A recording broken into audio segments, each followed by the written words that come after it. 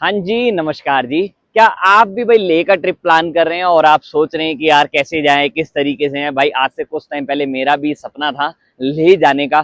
कैसे जाऊँ, किस तरीके से जाऊँ? बहुत सारी वीडियोज़ देखता था बट कन्फ्यूज़ रहता था, क्या करूँ, क्या ना करूँ? कोई कुछ बताता था, कोई कुछ बताता था।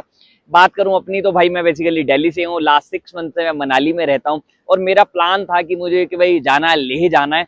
बट लेह का कैसे करूँ? बट आज अगर मैं आपको बताऊँ, आज से कुछ दिन पहले जून के महीने में मैं लेह होकर के आया, अपनी गाड़ी से गया, दिल्ली टू लेह का पूरा मैंने सफर करा। तो आज की वीडियो स्पेशली आपके लिए बना रहा हूँ जो अभी तक लेह नहीं जा पाए हैं बट लेह लद्दाख जाना चाहते हैं और कंफ्यूज है कैसे जाए कैसे ना जाए, क्या खर्चा आएगा क्या आएगा। तो कोशिश करूंगा इस वीडियो में 15 से 20 मिनट की वीडियो में सारी डिटेल आपको देने की। चलो वीडियो शुरू करते हैं। तो सबसे पहले भाई बात करूं, मेरा एक और चैनल है वो है मनाली वाला भाई, जो मेरा मेन चैनल है। इस चैनल को मैंने अभी स्टार्ट करा, इस पे अब लेह लद्दाख की मैं ट्रिप के रिलेटेड आपको डिटेल देता रहूंगा। बाकी भाई सबसे पहले बात करूं लेह लद्दाख की, तो भाई दिल्ली से मनाली कितना समय लगता है। तो सबसे पहले बात करूं भाई मैं अपनी, मैंने दिल्ली से मनाली जो करा अपनी वैगनार गाड़ी से करा था और मैंने दिल्ली से निकला था लगभग जैसे मान लीजिए शाम को निकला था मैं, रात को लगभग 10 बजे के आसपास। ठीक है, रात को 10 बजे मैं दिल्ली से निकल गया था और वहां से निकलने के बाद मैं सीधा आया मनाली।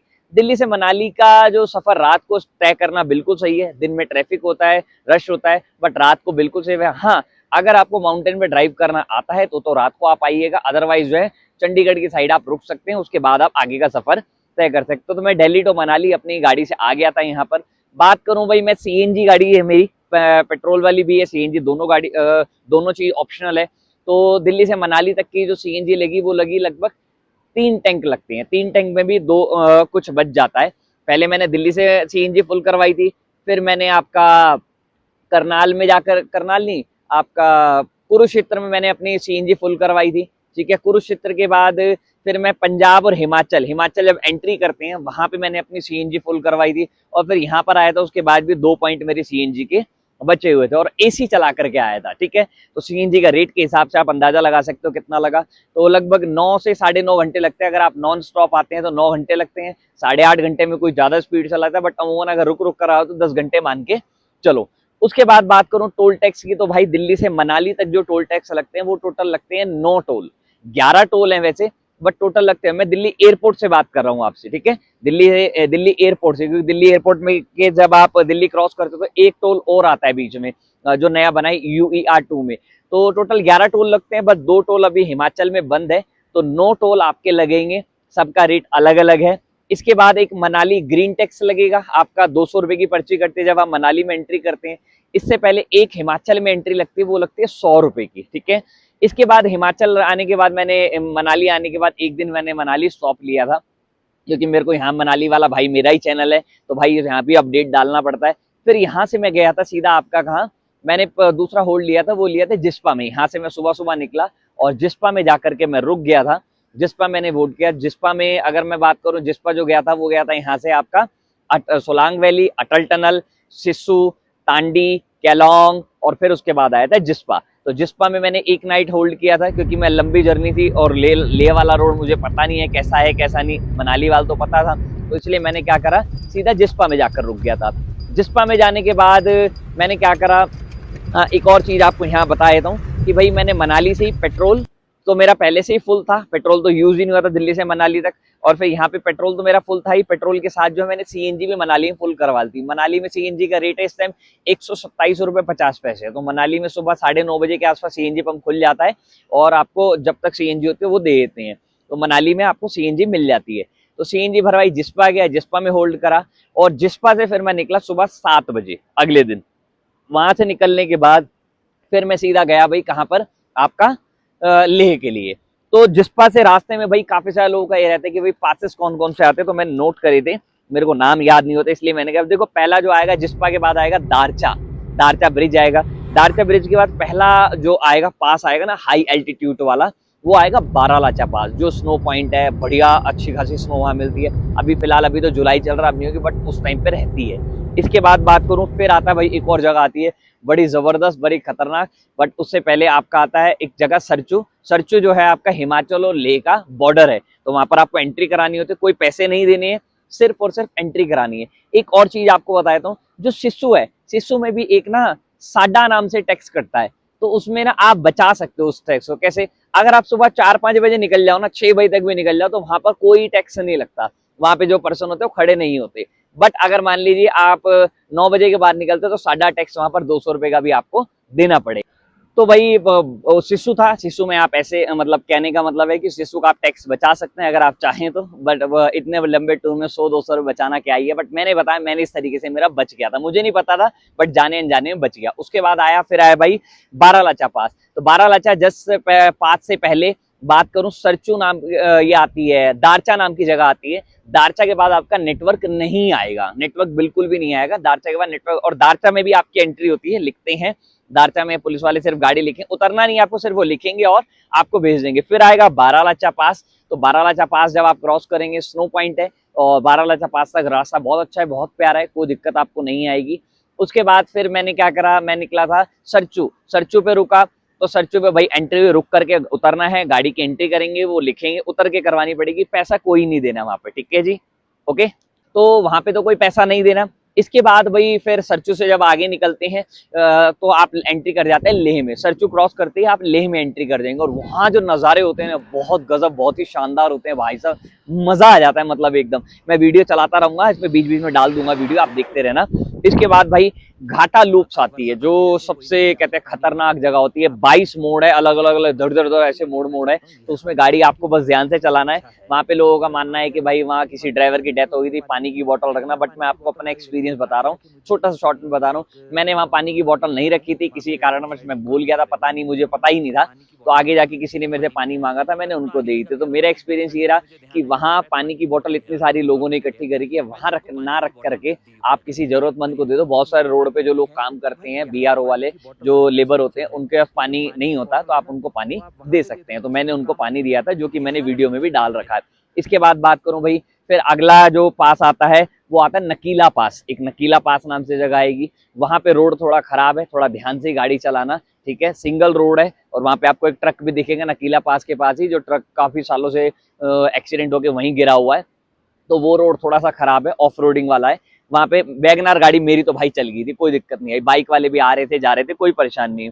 उसके बाद जो फिर पास आता है, फिर आता है लाचुंगला पास। लाचुंगला पास ये भी बहुत हाइट पे है, इसकी जो मीटर है 5065, ये एक और पास आएगा, इसको फिर आपको क्रॉस करना होगा, इसमें भी स्नो पॉइंट वाला है, ठीक है। इसके बाद आएगा तंगलुंगला पास। तंगलुंगला मेरे को नाम पढ़ना नहीं आ रहा, तंगलुंगला पास करके है। तो ये है सबसे हाइट पे 17,482, ठीक है। ये सबसे हाइट वाला पास है भाई साहब, इसमें ठंड बढ़िया लगती है, बट सांस लेने में या ऐसी कोई दिक्कत मुझे नहीं हुई। मैंने अपने ऑनेस्टली बता रहा हूँ, किसी भी पास में मुझे कोई दिक्कत, कोई परेशानी नहीं हुई, आराम से मैं गया, आराम से आया, ठीक है। उसके बाद बीच में एक जगह पड़ती है, ये पास आप क्रॉस करोगे, तीनों चारों पास क्रॉस कर लोगे, फिर एक जगह आएगी पांग। पांग नाम से जगह है, जहाँ पे लोग रुकते हैं, खाना खाते हैं, बहुत सारे वहां पे रेस्टोरेंट है, ढाबे हैं, खाना खा सकते हैं। वहां पर नेटवर्क आते हैं, बट किसके नेटवर्क आएंगे? वो नेटवर्क जो आएंगे भाई, वो आएंगे सिर्फ और सिर्फ जियो के, और जियो के भी प्रीपेड वाले। प्रीपेड मतलब बिल वाला जो होता है, पोस्टपेड होता है, प्रीपेड होता है, कंफ्यूजन होता है, बिल वाला आप समझ लेना, उनके नेटवर्क आते हैं। एयरटेल का नेटवर्क नहीं आता। एक चीज का और ध्यान रखना, जो मेरे से गलती हुई थी वो आप मत करना। वो क्या है जी, कि भाई आप जो सिम पोर्ट सिम कराते हो ना, जैसे आपका मान लो विदाउट बिल वाला, उसको बिल में कन्वर्ट कराना है, तो मैंने क्या गलती करी, मैंने ऑनलाइन कर दिया, एप्लीकेशन में गया एयरटेल की और कर लिया। तो वो वाली सिम वहां पर नहीं चलती है, आपको प्रॉपर स्टोर पे जाना है, स्टोर पे जाकर के अपनी जो सिम है उसको एक्टिवेट, अपनी सिम को जो है उसमें करवाना है, प्रीपेड बिल वाले में कन्वर्ट कराना है, तो आपके सिम का नेटवर्क आएगा, अदरवाइज नेटवर्क नहीं आएगा। और पांग में सिर्फ जियो का है, एयरटेल का नेटवर्क नहीं है, क्लियर। इसके बाद फिर भाई अगला जो नेटवर्क का एरिया आया था, वो आया था गया विलेज। एक गया विलेज है, वहां पे नेटवर्क आते हैं, तो वहां पर आप रुक सकते हैं। वहां पे लेह की सिम है तो उसके भी नेटवर्क आते हैं, और आपकी जो मैंने बताया जो प्रीपेड वाली सिम है, वो वाला भी, आप जो बिल वाली सिम है, प्रीपेड पोस्टपेड में कंफ्यूज हो रहा हूँ, तो भाई बिल वाली सिम को आप समझ लेना कि वो उसका नेटवर्क आते हैं, ठीक है। और जियो के, एयरटेल के नहीं आते वहां पर, वहां पे एयरटेल के, लेह वाली सिम के एयरटेल के आते हैं, जो गया नाम से आपको जगह बता रहा हूँ, ठीक है। बाकी पूरा उसके बाद फिर एक जगह और आई थी गया के बाद, मतलब 30 किलोमीटर के बाद एक रोड आया था, वो थोड़ा सा ऑफ रोडिंग वाला था। बाकी पूरा रोड बढ़िया है, कोई दिक्कत, किसी भी टाइप की दिक्कत, कोई परेशानी। जितने पासेस है उसमें थोड़ी सी ऑफ रोडिंग आएगी, जैसे बारालाचा में तो कोई ऑफ रोडिंग नहीं है, जो है ना तंगलांगला पास करके है, उसमें थोड़ा सा आपको आएगा, मैं फोटो भी लगा दी है उसमें, आप देख लेना। तो यहाँ पे है। बाकी रास्ते में कहीं भी और एंट्री नहीं हुई, कहीं पर भी चेकिंग नहीं हुई। हाँ, जो सरचू नाम की आपको जगह बताइए, उसमें 2 बार चेकिंग एंट्री होगी। एक पहले हिमाचल पुलिस करेगी, हिमाचल का प्रशासन आपका एंट्री करेगा, फिर जैसे ही आप एंट्री करोगे मुश्किल 100 मीटर आगे जाके फिर लेह लद्दाख का प्रशासन आपकी एंट्री करेगा। ठीक है, उसके बाद आप चले आओगे, फिर आप सीधा जाओगे कहाँ पर, लेह में एंट्री करोगे। लेह से 40 किलोमीटर पहले जब आपकी एंट्री होगी, वहां पर भी एक एंट्री होगी, 100 रुपए की पर्ची कटेगी। मेरे को किसी ने बोला ऐसी है वैसी दिक्कत है, ऐसा होगा, कुछ भी नहीं हुआ। 100 रुपए की पर्ची कटी और मैं आराम से अपनी गाड़ी ले गया आगे। बाकी मैं लेह पहुंचा, लेह मार्केट पहुंचा, उसके बाद मैंने जगह जगह जगहें घूमी। बाकी भाई पेट्रोल की सीएनजी की बात करूं, सीएनजी मेरी चल गई थी आपका सरचू तक, मेरी सीएनजी चल गई थी मनाली से भरवा कर, कहाँ तक, सरचू तक, मतलब 150 किलोमीटर के आसपास है, वहां तक मेरी सीएनजी पे चली गया था। फिर मैंने पेट्रोल डलवाया था। दूसरा, पेट्रोल की टैंक फुल रखना मनाली तक। मनाली में अगर खाली हो, कम हो तो मनाली में फुल करा लेना, वरना उसके बाद जो पेट्रोल आपको मिलेगा वो लास्ट मिलेगा आपका, एक जगह है जिस्पा से पहले आती है केलोंग, केलोंग में पेट्रोल पंप है, वहां से पेट्रोल भरवा लेना। इसके बाद आगे कहीं भी आपको पेट्रोल नहीं मिलेगा। और भाई बड़े प्यार से आप पहुंच जाओगे। कोई एक्स्ट्रा गाड़ी में, बाइक है तो उसके लिए तो कैन भर लेना, बट एक्स्ट्रा गाड़ी है, गाड़ी में कोई एक्स्ट्रा रखने की जरूरत नहीं है। मेरा एक्सपीरियंस ये रहा, कोई पेट्रोल की कोई भी किसी तरीके की दिक्कत मेरे को नहीं हुई। खाना पीना मैंने नॉर्मल जहां भी मिला मैंने खाया, हर जगह रास्ते मिल रहा था।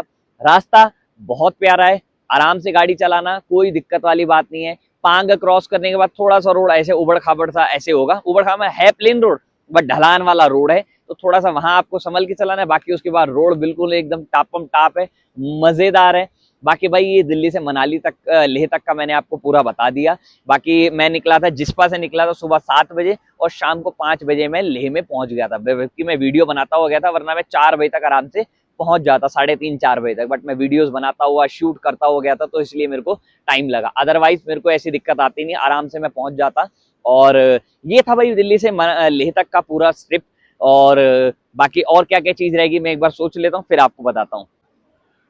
तो भाई ये पूरा था दिल्ली से मनाली और मनाली से लेह। मैंने लगभग 5 दिन का ट्रिप बनाया था, जबकि मैं लेह से आगे कहीं घूमने नहीं गया था, बट हाँ लेह से आगे मैं 2 ही जगह गया था। एक पत्थर साहिब गुरुद्वारा गया था, एक मैग्नेटिक हिल गया था। उसकी वीडियो मैंने ऑलरेडी डाल रखी है, आप जाकर के चेक कर सकते हैं। बाकी कोई परेशानी, कोई दिक्कत, कोई ऐसी दिक्कत वाली बात नहीं हो, आराम से मैं पहुंच गया था। बाइक से भी लोग जा रहे थे, बाइकर्स भी कई सारे जा रहे थे, बाइक से भी लोग पहुंच रहे थे, बस से भी जा रहे थे, लोकल बस चलती है उससे भी लोग जा रहे थे। अब सोचो मैं वैगनार गाड़ी से पहुंच गया, तो अब इससे बड़ी बात क्या हो सकती है भाई। जब मैं पहुंच सकता हूं तो आप क्यों नहीं पहुंच सकते। तो लेह का जरूर ट्रिप प्लान करें। लेह में जाकर के तो हो सकता है कि आपको इतना मजा ना आए, आगे भी और मजा आएगा, बट जो रास्ता है ना भाई साहब, एक बार जिंदगी में मेरे हिसाब से रोड ट्रिप जरूर करना चाहिए। बट हाँ, सेफ्टी ये जरूर ध्यान रखनी है। सीनिक व्यू देखने के चक्कर में अगर आप ड्राइव कर रहे हैं तो सीनिक व्यू देखने के चक्कर में ऐसा ना करें कि भाई आप व्यू देखते रहें और गाड़ी आपकी टक्कर खा जाए। गाड़ी बड़े ध्यान से चलानी है। रोड बिल्कुल ठीक है, जो मैंने आपको बताया 3-4 जो जगह है वहां पर आपका थोड़ा ऑफ रोडिंग है, अदरवाइज कोई परेशानी, कोई भी किसी टाइप की दिक्कत नहीं है। एक चीज का और ध्यान रखना है, रास्ते में कोई भी आपसे लिफ्ट मांगे, आपको लिफ्ट नहीं देनी है। लेह में जाकर के खास तौर पे आपसे काफी सारे लोग लिफ्ट मांगेंगे, बट आपको लिफ्ट नहीं देनी है। अपनी सेफ्टी अपने हाथ में है, किसी और के हाथ में नहीं है। तो ये था भाई पूरा लेह का। और सिम जो है मैंने बता दिया कौन कौन सा नेटवर्क है। बाकी फिर भी आपका कोई डाउट, कोई क्वेश्चन हो इससे रिलेटेड, तो आप मुझसे कमेंट करके पूछ सकते हैं, या फिर मेरा लद्दाख वाला भाई के नाम से इंस्टाग्राम चैनल है और मनाली वाला भाई के नाम से मेरा इंस्टाग्राम चैनल है, आप मुझे डीएम कर सकते हैं और वहां पर आप मेरे से बात कर सकते हैं। बाकी भाई मैं दुआ करूंगा ऊपर वाले से कि भाई आप भी जल्दी से, आपका भी ये सपना पूरा हो। मेरा तो हो चुका है, आपका भी सपना पूरा हो। बाकी भाई मिलते हैं नेक्स्ट वीडियो में। जल्द से ही मैं एक और वीडियो भी इससे रिलेटेड डालूंगा, जैसे ही आपके डाउट्स क्वेश्चन आएंगे उससे रिलेटेड मैं आपके साथ शेयर करूंगा। जब तक के लिए अपना ध्यान रखना, थैंक यू सो मच। और लेह जाकर के आपको कैसा लगा, मेरी वीडियो से क्या कुछ बेनिफिट मिला या नहीं मिला, कमेंट करके जरूर बताना। Okay ji, thank you so much, all the very best, और मिलते हैं आपके लेह वाले ट्रिप में। ओके।